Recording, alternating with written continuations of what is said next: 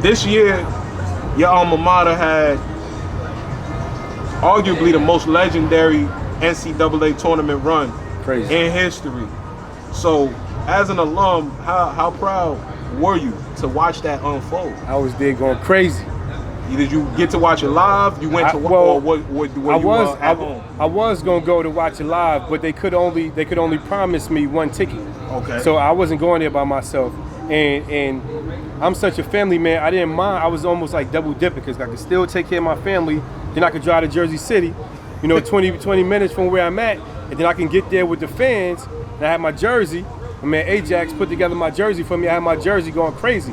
So and it was also an opportunity for me to be able to go and be able to see my Hall of Fame stuff up front. Because for a long time I didn't go back to the school, not for nothing, but just because I was busy. But I had my Hall of Fame plaque, and they just did the gym over and all that kind of stuff. So I got a chance to take in it different, take my little brother. I took my little brother to the joint and just let them feel the campus.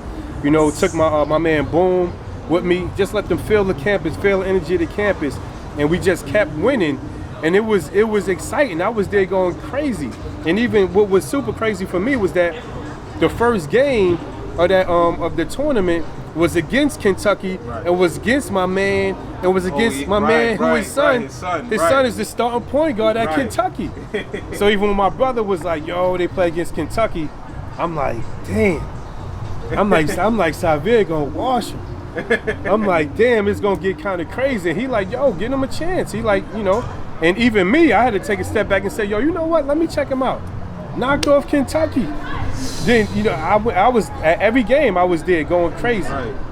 So now, obviously, they made it to the Elite Eight.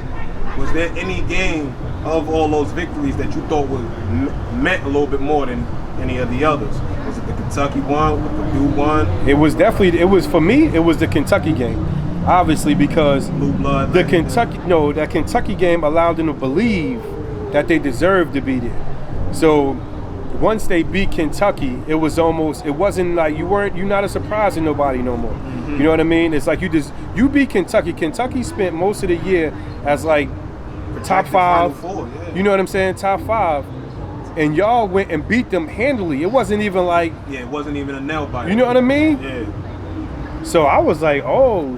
So every day I showed up with my brother. We expected to be back the next day to watch another game. And I loved St. Peter's for what it was, and even for where it is at right now.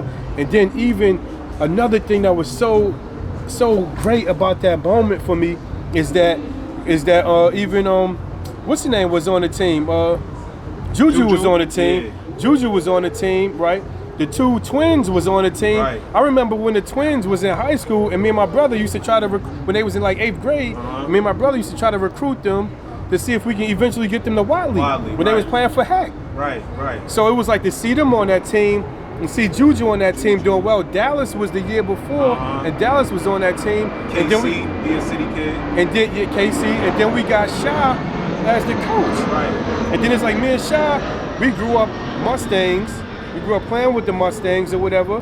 Then we grew up playing against each other and stuff like that in AAU. And now Sha is coaching. And then we played against each other with St. Peter's Seton Hall for 4 years. Mm-hmm. And now Sha is leading them to the promised land. It's like, yo, and doing it in a fashion that's so amazing, yo. It's so relatable to these kids.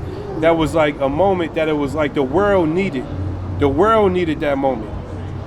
Like even now, like I think it'd be so crazy to where I saw St. Peter's on that kind of stage or whatever, and I'm like to think like I was kind of like catalyst of that. Yeah. And people that was around knew my dedication to those 4 years or whatever, and even at that moment they reached back out to me and was like, yo, bro, like you helped start this. Yeah, definitely. I left the light on for Kiki. Definitely.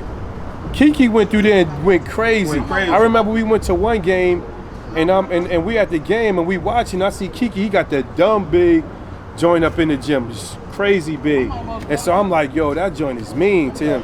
And he gonna try to be humble with me, and he gonna tell me, nah, that was because of this, that, and the third or whatever. I said, yo, bro, yo, you could tell somebody else all that stuff, bro. You got there because you went bananas in this joint. Right. I wasn't around to like come to the games and all that, but I said you went absolutely bananas, and I was so proud. Kiki right from up the hill. Mm-hmm. Even when we had showstoppers here, Kiki was playing showstoppers here.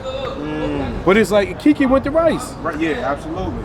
So it's like, but even with, I don't know if he saw me make those moves. I'm not saying that he came to Rice because I came to Rice. I'm not saying he came to St. Peter's because I came there. But we were like similar in Rice, right? And then when he went to St. Peter's, he blew that joint open. Yeah. They gave him the opportunity. He went stupid with it. And I was so proud. MAC conference has ever So seen. proud, humble too though. Yeah. Not even like brash or being like, oh, it's all about me. You know what I mean? And I was proud of him, and I'm grateful that I had the opportunity to tell him, like, yo, dog, that's up there because you deserved it to be up there. Before anybody else. Mm-hmm. You know what I mean? Like, even where people would say, well, and I even saw it in the joint, not even for nothing. I'm not even throwing no shots. I even saw another 23 up in the joint. I'm like, I don't know who that 23 is. I was asking people, like, who's this 23 up on the joint? But he's not a Hall of Famer. What is he? Yeah. That was one of the things that I wasn't offended because it's never about me. But I'm just like, if you could have picked the number 23, you couldn't pick the Hall of Famer? We're going to have to holler at St. Pete's and figure out what's going on in the rafters. Yo, B.